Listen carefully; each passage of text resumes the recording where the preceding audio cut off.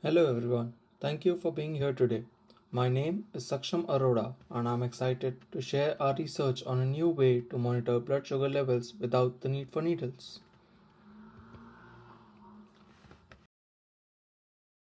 For some context, diabetes is a serious condition that affects over 422 million people globally, causing about 1.5 million deaths annually. It's one of the top 10 leading causes of death worldwide. People with diabetes need to monitor their blood sugar levels regularly to manage their condition. For those with type 1 diabetes, this can mean checking their glucose level 4 to 6 times a day. Ideally, blood sugar level should be between 80 to 100 milligrams per deciliter while fasting. Levels above 126 milligrams per deciliter indicates diabetes. Current methods for monitoring blood sugar like finger pricking and continuous glucose monitors, also known as CGMs, are invasive and can be uncomfortable. There is a growing demand for non-invasive methods that are just as accurate. Most of today's glucose monitoring techniques are invasive, meaning they involve needles. CGMs, for example, use small sensor needles to measure glucose levels every minute and transmit the data to a monitor. While CGMs are quite accurate, they have some limitations. They can underestimate rapid change in blood sugar, they require daily calibration, and might take longer to show changes compared to direct blood samples. Despite these drawbacks, CGMs are a significant step forward. However, we aim to find a method that eliminates the need for needles altogether.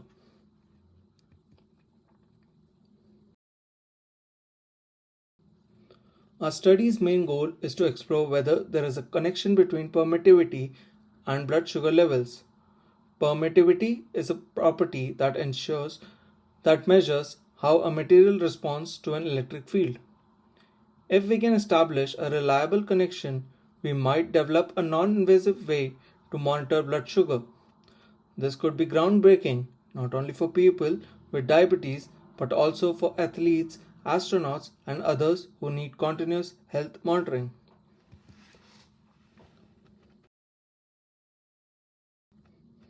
We conducted our study with 317 patients from diverse backgrounds.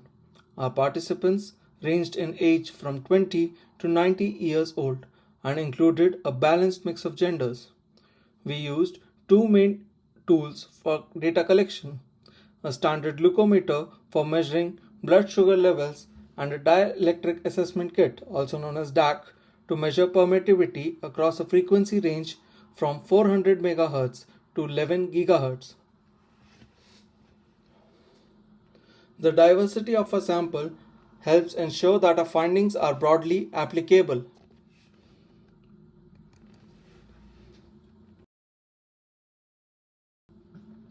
Our procedure was thorough and carefully designed. Here's how it worked.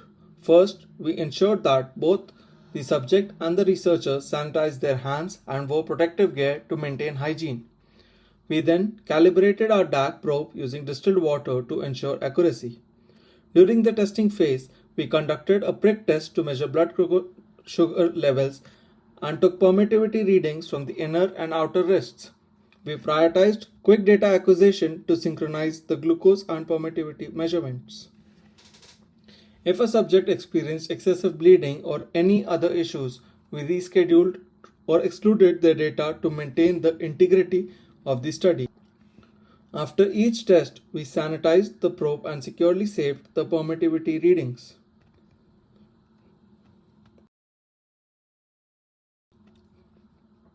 Post collecting the data, we cleaned it to ensure accuracy and reliability.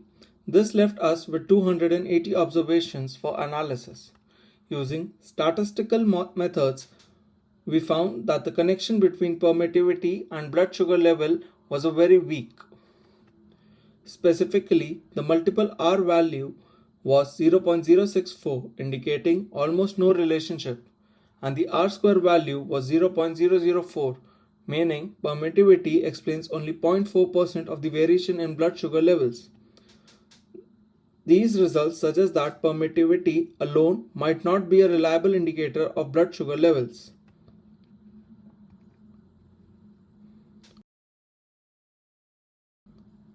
Our results confirmed a weak relationship between permittivity and blood sugar levels. The multiple R value being close to 0 indicate a weak correlation.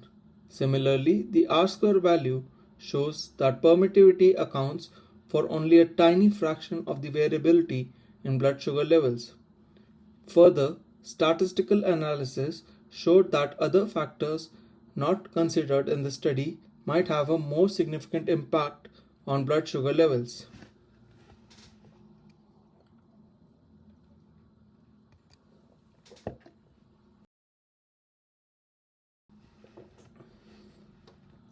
Our findings suggest that using permittivity alone isn't enough for accurate blood sugar monitoring.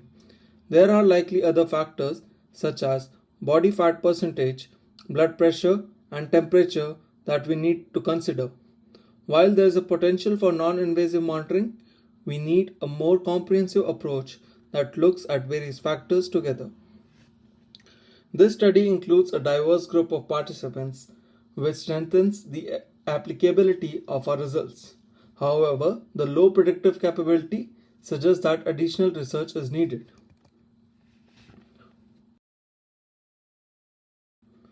In conclusion, our study highlights the limitation of using permittivity as a standalone measure for non-invasive blood glucose monitoring.